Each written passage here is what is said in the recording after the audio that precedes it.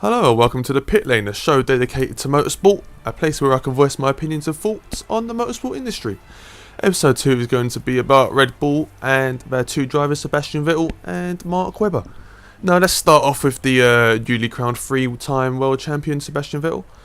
He had a slow start to the season, had a few retirements, and the car overall wasn't up to scratch. I mean, they've gone from such high dominance to struggling. It was really weird to see. I mean, the car overall was fast. I mean, I think maybe the drivers are just struggling to adapt to the whole banning of the blown diffuser. Sorry, and they changed the exhaust quite a few times at the beginning of the season to try and tamper with it, trying to find where the speed is. And eventually they got there, and the dominance of Red Bull, what we saw for the past 2 years, came back. And Sebastian Vettel, he did. It wasn't as easy as last year. Let's just say that. I mean, he had to hunt down Fernando Alonso towards the end of the season, and then Alonso started to crack a little bit. I think the title race just changed at Spa. I mean, when Alonso retired, that gave Sebastian Vettel that opportunity to gain 3 points on the championship leader, Alonso. And from then Alonso had a bit of bad luck. Again, he crashed in Suzuka. Well, that was his fault. He blames Kimi for that one, but I don't think Kimi takes any blame whatsoever for it. So Vettel closed the gap with a few mistakes from Alonso, and he ended up going to win it. And that last race, when it goes to the last race in the championship, it's always going to be a good one. And it was, I mean, one of the best races I've ever seen. It wasn't as good as Canada 2011. I thought that was, the best race I've ever seen in my life. But, the Brazil 2012 championship decider, that was a brilliant race to watch. It had everything. I mean, how did Vettel get away and win that world title that day? That corner where he spun, smashed into Senna, smashed into someone else. I think it was a Force India. And he drove away fine. I don't understand. This guy has so much luck. It's unbelievable. I rate him as a driver. And there's a funny picture about his whole luck and talent thing. I'm going to put it in. I'll stick it in on the screen so you can see it. The guy is just so lucky. I mean, he gets luck all the time throughout the season.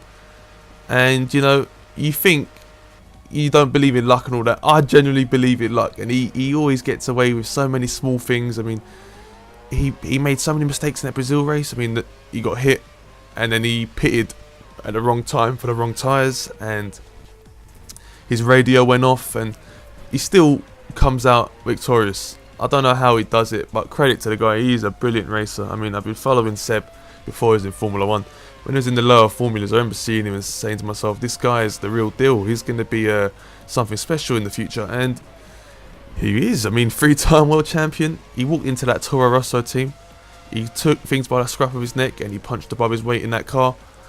And he won at Monza. And there's many times when he would get the car up to 5th or, up there. And that was a big achievement because that car wasn't very good. Let's just leave it there, nice and polite. It wasn't very good.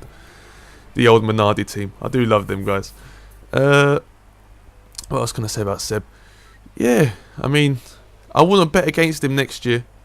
He's looking strong and he's looking confident. And if Red Bull carry on like how they did last year and the year before that in terms of car development, I think everyone else is going to have a tough time. Let's talk about Mark Webber now. Mark Webber, again, he's not really been up to scratch, has he? He's been trying his best, but he's not been making the most out of the car he has. And I personally think he hasn't got the car. I personally think, because if you look back to Silverstone 2010, Sebastian Vettel crashes in practice, and they both had new spec wings for that weekend. Red Bull decided to take it off Mark Webber's car, who was leading the championship at the time, to put on Sebastian's car, and that caused a big outrage. Mark Webber wasn't happy about that. That's where the not bad for a number 2 driver come out. Sorry, that's where it originated from. So what we learned from there is Sebastian is golden boy in Red Bull. Regardless of how behind Webber he could be in the championship, he is golden boy. He's number 1. And I think it's a bit unfair, really. It's the way the cookie crumbles in motorsport. That's the way to get success. Look at Schumacher and Rubens. That was dominance as well in the 90s, early 2000s. I mean, that's what you got to do to win titles. So Red Bull just making the right decision for the team, but in terms of for Webber, I think it's very unfair. And I want to see Webber have an equal car, and I want him to see him fight. I don't think he's got an equal car. I think he gets parts later than Seb, and if there's a new part on the car, it will go on Seb's car first.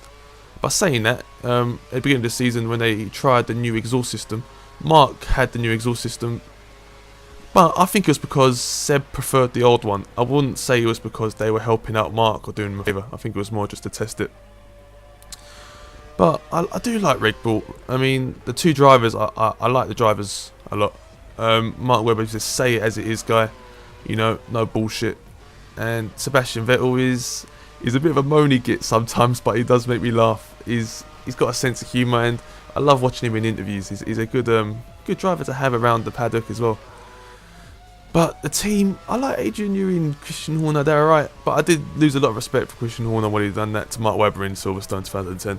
That was it was a bold move, really. You know, Vettel went on to win the championship.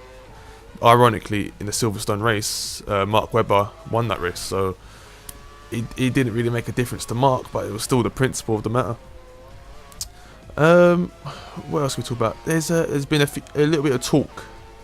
Helmut Marko, one of the advisors in the Red Bull team. I'm not a fan of the guy. I really don't like him personally. He had a massive go at Webber. He came out in the press the other day and he started saying Webber made Sebastian's life hard in that Brazilian Grand Prix. He should have just let him through when he said he shouldn't have fought him or nothing like that. And in a way, he's right. You know, I mean, you want Seb to win the title because Webber's out of it. But at the end of the day, Webber's there to race. You know what I mean? He's paid to race. He's not paid to pull over for people. You know what I mean? And it is hard as a racer to pull over for someone. It's not exactly ideal. You want to be winning races. You want to be pushing yourself to the limit, not letting people through. And I don't know. I just thought the way Helmut Marko just come out in the press and the media and just blasted him, I thought that was disrespectful. He also said this is probably going to be Mark Webber's last year. He has to step his game up if he's going to even consider him for 2014. That's not really something you want your one of the team bosses saying. It's not really going to be helpful for Mark's preparation to the start of the season. Hopefully Mark comes out and he proves them wrong.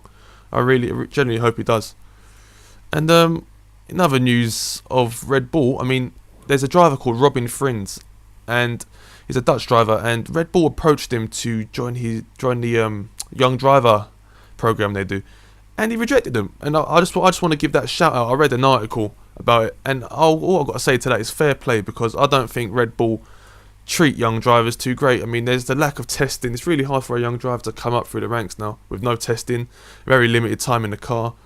I mean, look at Jamie Alcastrari. I mean, he had a brilliant season, pushed the car to the limit. That car is not good enough to be in the points, and he was putting in the points regularly. And, you know, he didn't even get a drive. I just think when drivers like that don't get a drive because of these young driver programs, they expect too much from these young drivers, and especially when they don't give them the equipment. You know, what do you expect? But I'm going to cut this podcast short on Red Bull. I'll get another one up very soon. I'm going to cover another team, and then I'm going to start talking about other things and teams, I think. Change it up a little bit. Anyway, thanks for listening, and take care to all my listeners. And follow me on Twitter, subscribe if you want to, hear more of these kind of podcasts on Formula 1 and motorsport. Anyway, take care, guys.